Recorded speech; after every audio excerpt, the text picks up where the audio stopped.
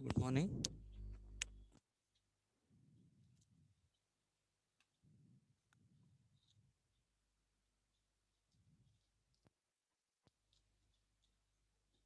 Good morning, all of you.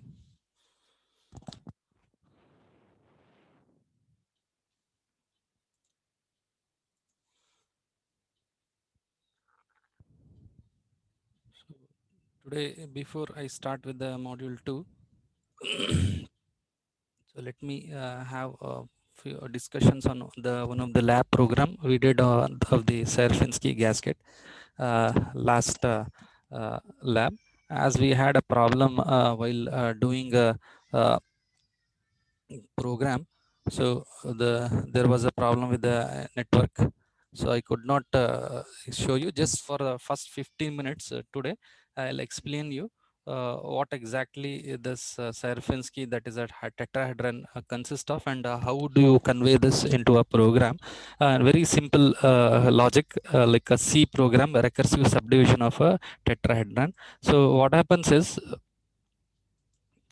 so when you run this program, right, so first no subdivisions are will be there. Okay, no subdivision will be there. The number of division to be performed is 0. When I do this, it is a simple, this such diagram will be displayed, right? That is this is red, blue, green. So with the 4 vertices in general, that is no recursive subdivisions of its tetrahedron is being done. Clear? Whereas, so if you do recursive subdivision on m equals to 1, m equals to 1, so you could be able to see this diagram, all of you. So here you could see how many tetrahedrons altogether here. 1, 2, 3, 4. You, when you do the recursive subdivision m equals to 1, so you are able to see the number of divisions equals to number of tetrahedrons equals to 4. So this is the way how you have executed the program. Now coming back to the concept. Okay, coming back to the concept. So you represents 4 vertices globally, that is point of v, using what is a point. Point is a array. It is point of 0, point of 2, point of uh, so point of 0, point of 1, point of 2. As such, it consists of type def float, right? So it is a single dimensional array, right? That fetches individual point, means it is a single dimensional array. So, and it is a type def, it a type definition. So it consists of a 3 coordinates altogether. So when you say point of v of 0, it represents the 4 vertices. 4 vertices individually. When you fetch point of v of 0 is the one, this one, v of 1, v of 2, v of 3, as such, right? Next, you have a display function. When you call the display function, so automatically what happens, it comes to the recursive subdivision to m. Since I said recursive subdivision m equal to 0, since I said, because is 0 greater than 0, condition fails, so it will not enter the if condition. What happens is, it will simply go to the draw tetra. I'm just going with the logic of the program. First m equal to 0, when m equal to 0, it will simply come to the draw tetra, because m not equal to 0, though you have passed the parameter. So you pass the parameter from the display function in the main. All of you could see here in the main function, right? Display. When you call a display callback, it will control will come to the display function. In the display function, you call dt, that is divide tetrahedron.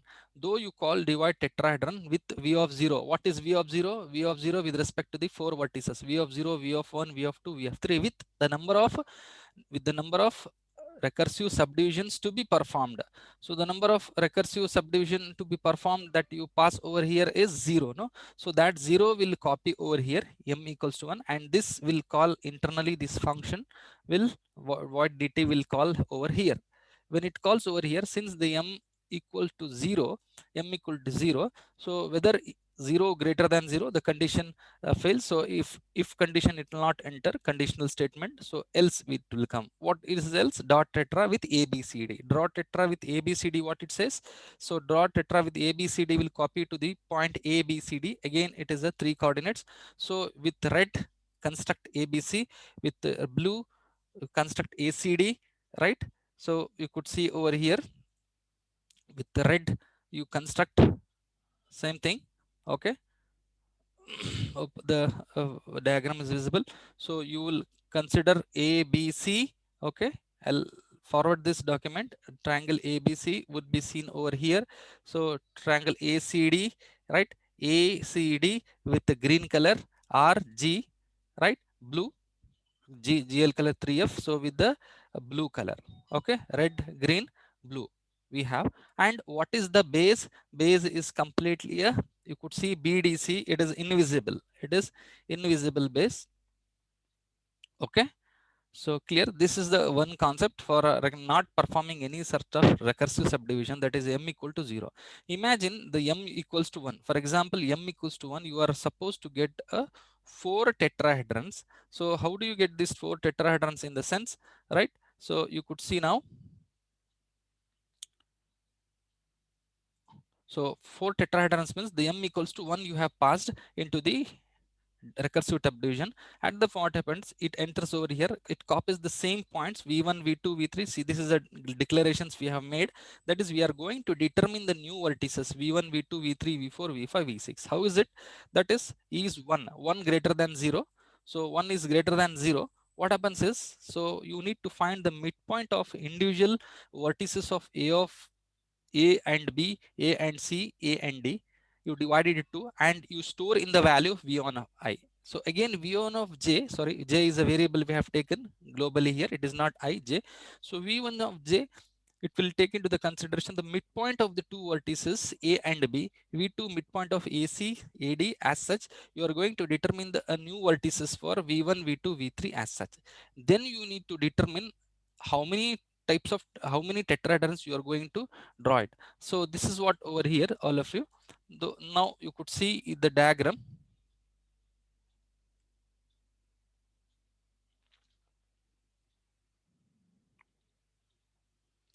Now here you can see the diagram, all of you.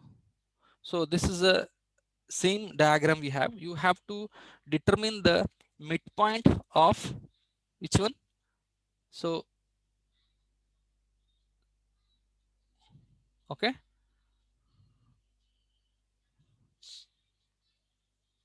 so this is a initial tetrahedron. You have A, B, C, D with the vertices top view. So you need to find the midpoint in between A to B as V1. Okay, A to C as V2. Okay, A to first initial with m equal to 0 analyze. We have a 4 faces, A to D as V3. Same as if like you find the midpoint V5. From here, you need to identify the 4 tetrahedrons. So what are the 4 tetrahedrons with respect to the using V1? So V1, V4, V6B, right? V4, C, V5, V2, 4 vertices of one more tetrahedron. V3, V5, V6, VD, and in between also we have V1, V2, V3, and A. So this is what the concept of the tetrahedron. So same thing you could see here. You divide it uh, and identify the vertices and construct a new tetrahedron with these vertices A1, V1, V2, V3 with the recursive subdivision should be M1, no, 1 minus 1 is 0. So at that time it will simply come out and simply draw the tetrahedron with the left out concept. Got it? So with left out, with what when it becomes 0, what happens? Draw tetra A, V1, V2, V3. V1, B, V4, V6. The 4 tetrahedrons will be drawn as such. As such, 4 tetrahedron will be drawn as such. Clear? Now you could see, all of you.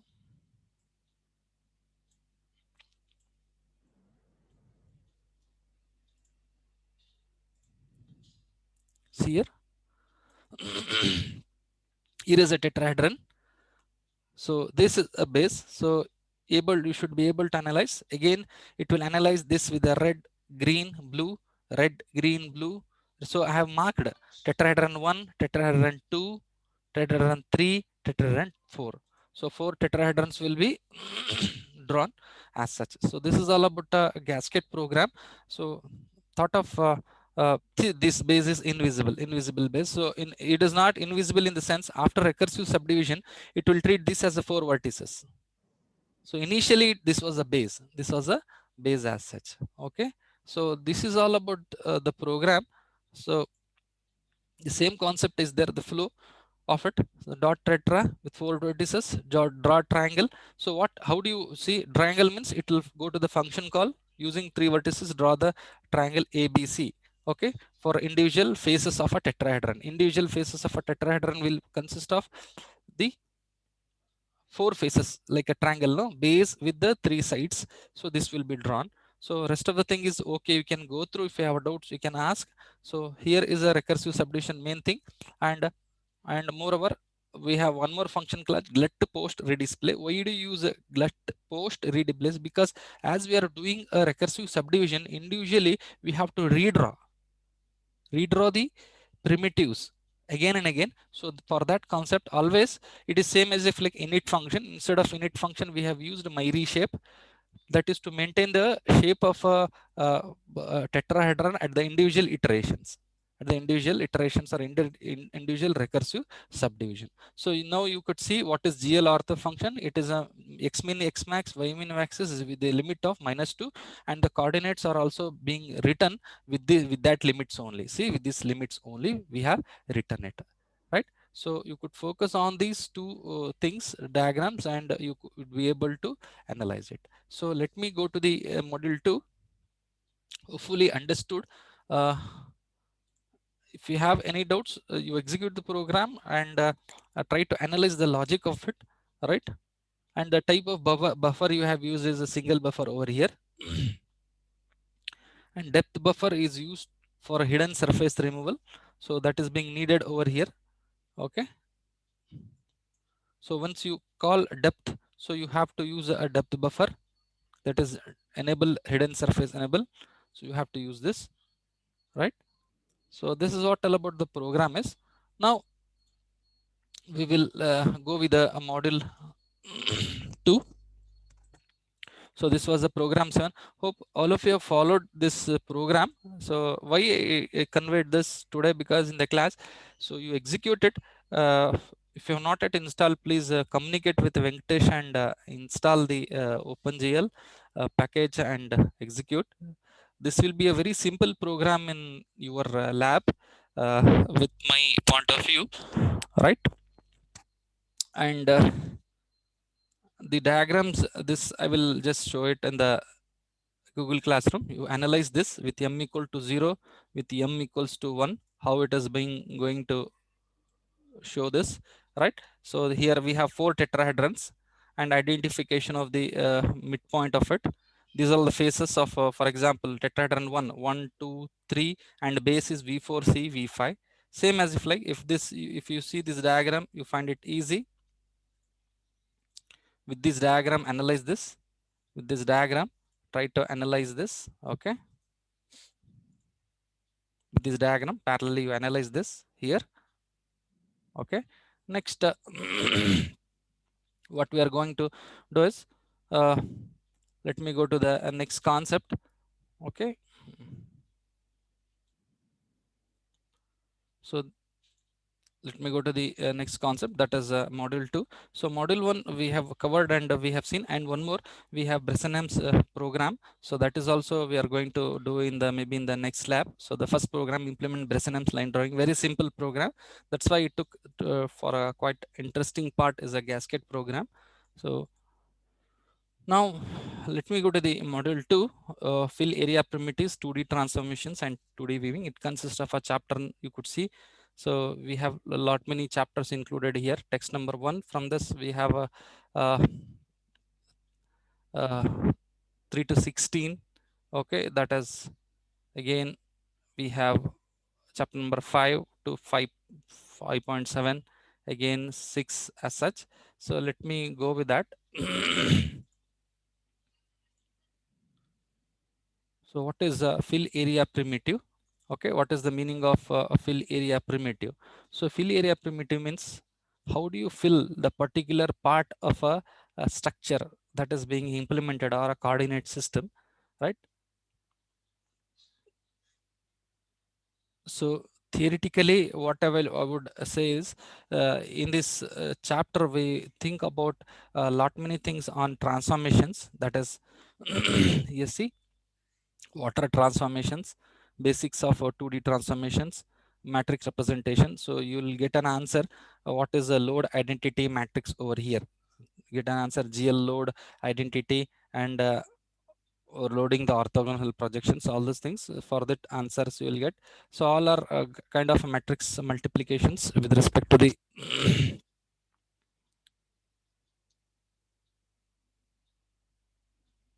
with respect to the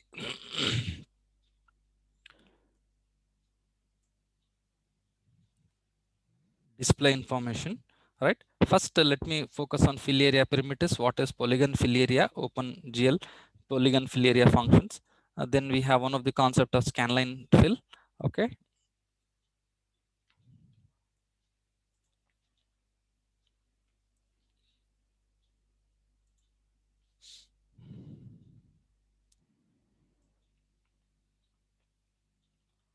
So what are fill area? So what are the few possible fill areas? You could see this is one of the circle and this is one of the area, one of the polygon with the different coordinates, and this is also one of the function or a shape in which the color has been filled, right? That is called a wireframes. Okay. So polygon is a plane figure specified set of 3 or more coordinate positions. They are called vertices, you know it, and the connectivity in between the two vertices called as edges or sides of a polygon. Okay. There is no common point other than their endpoints. Remember, by definition, polygon should have all the vertices within a single plane, and there should not be any edge crossing. This is too important. There should not be any sort of edge crossing. Example, a polygon including triangle, rectangle, octagon, they don't have a crossing of the edges, right? So what is the problem then in fill area polygon? For a CG, it is possible that designated set of polygon do not do all, they know it is highly difficult for a polygon to say that all lie exactly in one plane. Our objective is to see that all the vertices lie on the exactly one plane, and identification of a convex and concave polygon is a very important concept in the case of a polygon. So polygon classification, so we have two types of polygon, convex and concave. So in general, by seeing this, what you identify, this is a convex and this is a concave. How do you say this is a convex and concave? So that is, if you could see the vertices, the edge crossing here, the degree of these individual edges is below 180, less than 180. If the degree of the in between edges of individual polygon falls within 180, we say that such polygon is a convex. If at all, if any one of the edge, that is any one of the edge crossing of one of the polygon falls more than 180, such polygons are said it is a concave polygon. So same thing, convex is the interior angle. Okay.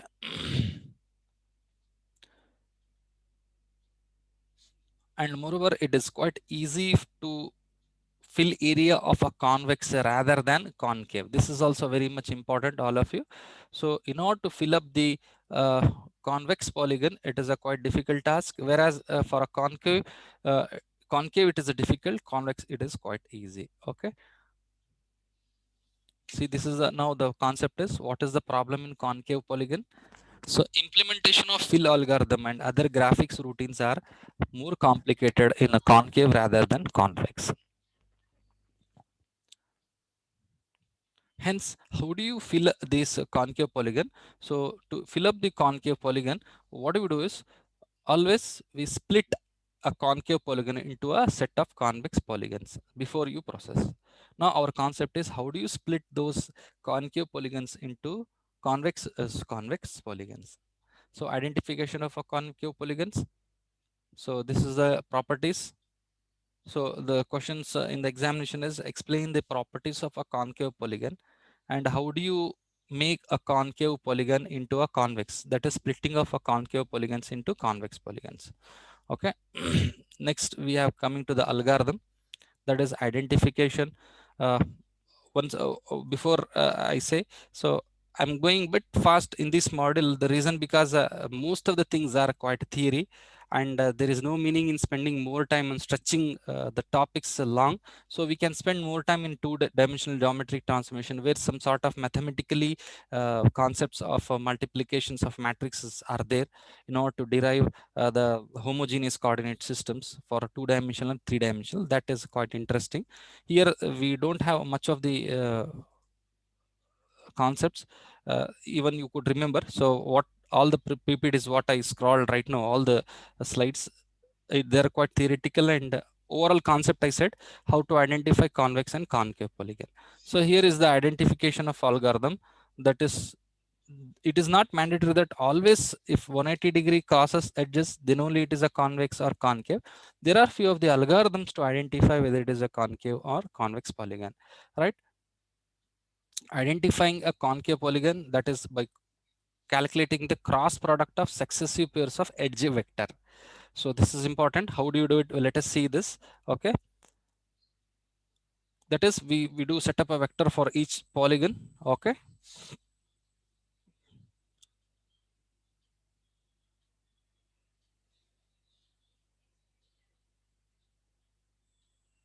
We can use the cross product also.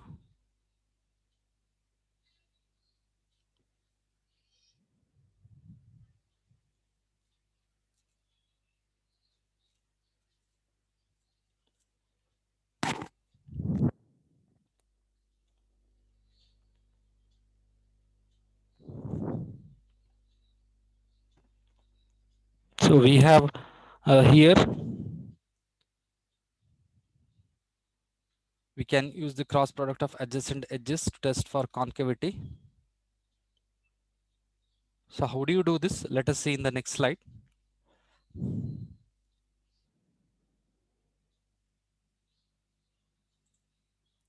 See, one of the algorithm here for identification to identify whether it is a concave or convex polygon. That is, we do calculate the cross product of successive pair of edge vectors. Successive pair is what? E1, E2 is a successive pair edge. E2, E3 is a successive pair edge. E4, E5 is a successive pair edge. Again, E5, E6, right, is a successive pair edge. E6, E1 is a successive pair edge. So if the cross product of the successive pair edge, right, is greater than 0, that is, we do test it whether it is greater than 0, less than 0, whether it is a positive or negative. Based on that, we do take a decision. So for example, see, if all such vectors products, the vector product of all successive edges will be of the same sign, then it is a convex polygon. Of the same means all the cross products of the edge vector should be positive, or all the cross products of the edge vector should be negative. If there is a mix-up of both, one of the pair edges positive, one of the pair edges negative, we say that such polygon is a concave polygon. Remember this. This is a very important concept. That is, if there is a cross product yields positive value and some negative value, then we say that it is a concave polygon. That is the identification. This is algorithm 1. You do find a cross product for edge vector E1 cross E2, E2 cross E3, right? So there is a one more identification for algorithm. We need to look at the polygon vertex position related to the extension. If some vertices are on one side of the extension line and some vertices are another side, the polygon is concave. So even this we will see. That is, we have to split the concave polygon.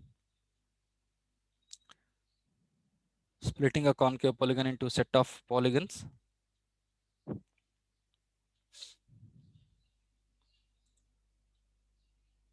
That is using edge detector.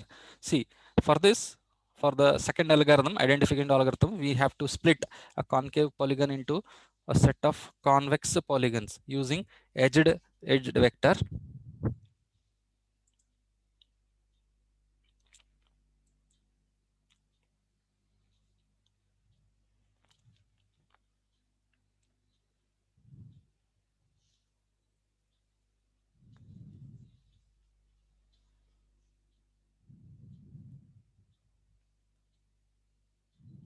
So here is one of the method called vector method.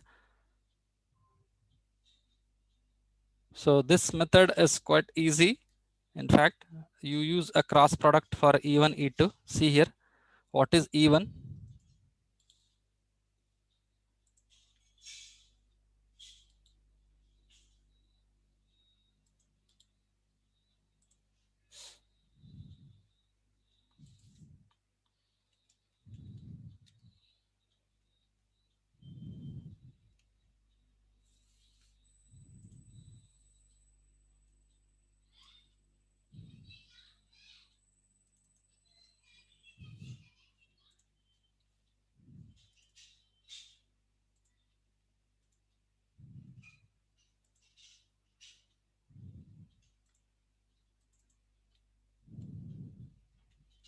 See, now you have to analyze this. How do you analyze? What is E1? How do you write E1, all of you? So because this is a quite a problematic, this is a problem that you have to solve. Vector method, how do you, using vector method, identification of a polygon, whether it is a concave or convex. Before that, you need to identify what is E1. So E1 with respect to the x-axis, all z-axis, this is a two-dimensional plane. So for x-axis, so what is the vector? What is the travel? Okay. What is y-axis? What is z-axis? All of you. Now you see the diagram here. So with respect to the distance between this total distance is 3. Okay. This total distance is 3. What is vector E1? What is vector E1? Vector E1. So you could see it starts over here, it ends over here. So with respect to the x-axis, it has moved 1. With respect to the y-axis, it moved 0. With respect to the z-axis, it is 0. That is vector E1 is 1, 0, 0. Vector 1 E1 is 1, 0, 0. Similarly, what about vector E2? All of you. So what about vector E2? Vector E2, you could see this is a vector E2. So the distance from here to here is 1. So with respect to the x-axis, it is 1. Okay. With respect to the y-axis, it is 1. With respect to the z-axis, it is 0. Hope all of you are following it.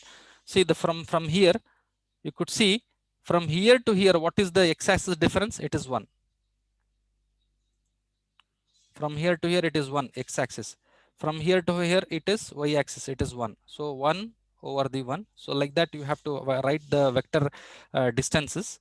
So similarly, from E3, see E3 again, if you could consider, it is going down. With respect to the x-axis, it is 1 moving. With respect to the y-axis, it is going -1. So same thing. So like that you have to, in fact, I'll not complete this topic today because the vector method requires certain calculations on this diagram. Plus at least you should be able to write this 1, 0, 0, 1, 1, 0, 1, -1, 0, x-axis 1, right? Y-axis -1, x-axis 1, y-axis -1, and z-axis 0. Okay. So this is what all about this writing the vectors in vector method. You have to write down the values for all the you know, vectors. Then we have to calculate the cross product. So we'll see how to calculate the cross product for individual consecutive edge vector. So in that, if all are positive or all are negative, we say that it is a concave. If one of the edge is negative or positive, we said that it is a concave. That will decide it. So will, while calculating, not today, in the next class we'll do it. So now I request you to give the attendance in the chat session, and if you have any doubts, please you can write over in chat session.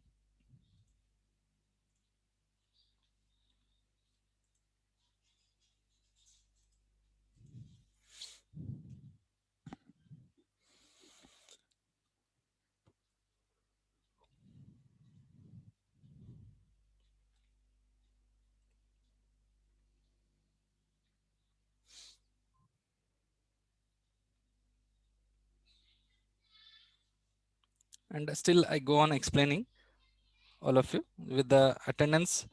Please, I request you to, you know, uh, follow this concept. Coming over here, what is the E4? E3 to E4, no? E4, you see, from here to here we have E4.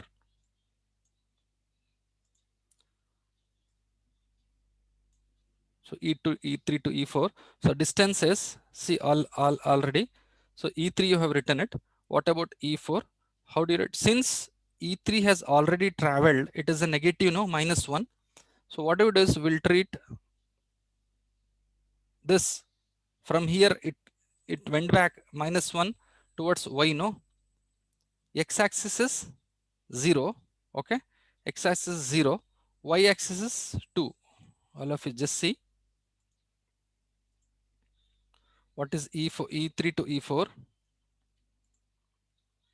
See, it is E3 is completed, 1 minus 1 0. E4 is 0 2 0. Why it is 0 2 0? You should be very much careful analyzing this, right? 0 2 0, that is E4. E4 is 0 2 0. With respect to the XC, it's the vector starts from over here.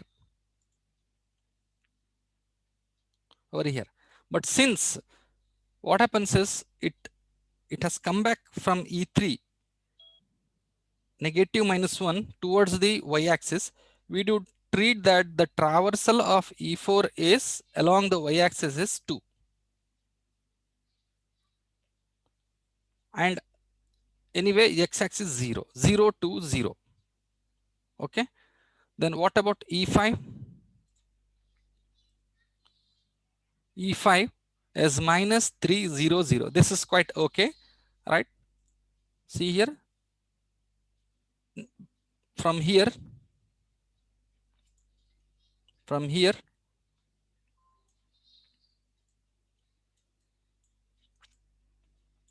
so along the x-axis -3, is it or not? Y-axis no travel, -3 0 0.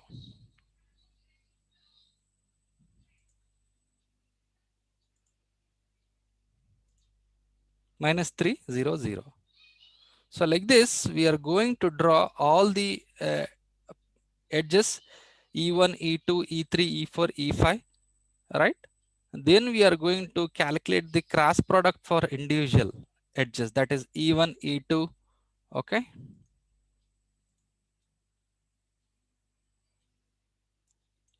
So like that, we are going to calculate. So still more, you have to calculate for E6 also. What is E6, E7? So what about E6? How do you calculate edge E6? So while calculating E6, how do you calculate?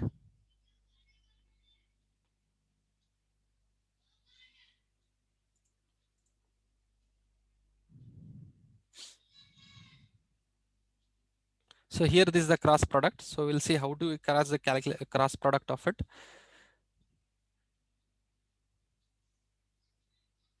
So there is a formula to calculate the, then we have one of the method called rotational method. So vector method is something where we identify the vectors individually for edges, and we do calculate the cross product of the individual vectors, and we do decide whether it is a convex or concave. These are all the various methods of identification of the convex polygon or a convex concave polygons. Okay.